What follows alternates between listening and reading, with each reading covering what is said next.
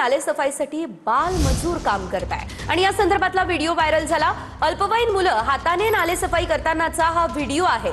गाळ काढण्यासाठी यंत्रसामग्रीचा वापर न करता हाताचा वापर ही लहान मुलं करताय।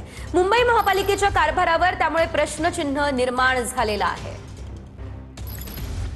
या संदर्भात अधिकची अपडेट घेऊयात आमचे प्रतिनिधी निवृत्ती बाबर यांच्याकडून। निवृत्ती, आपण पाहतोय एकीकडे पावसाळा अगदी तोंडावर येऊन ठेपलेला आहे, मात्र नाले सफाईची कामं पूर्ण झालेली नाहीये आणि दुसरीकडे बाल मजुरांना कामाला जुंपलेलं आहे। काय अपडेट?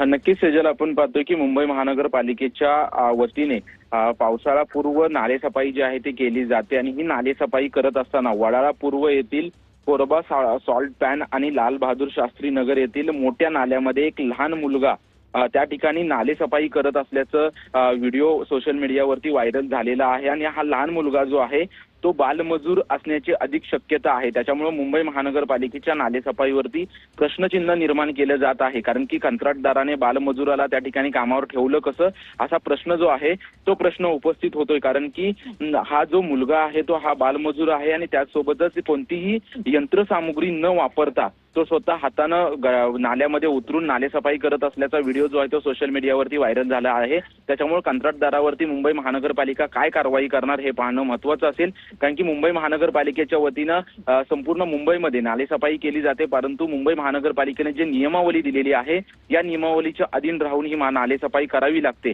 मात्र कुठेतरी नियमांना दुजोरा देत या कंत्राटदाराच्या वतीनं वडाळा पूर्व येथे या नाल्यामध्ये लहान बालमजूर जो आहे तो त्या ठिकाणी कोणतीही सुरक्षेचे यंत्रसामुग्री न वापरता त्या ठिकाणी नाले सफाई करताना पाहायला मिळते। त्याच्यामुळे मुंबई महानगरपालिका काय कारवाई करेल हे पाहणं महत्त्वाचं आहे। धन्यवाद निवृत्ती दिलेल्या सर्व सविस्तर अपडेटसाठी।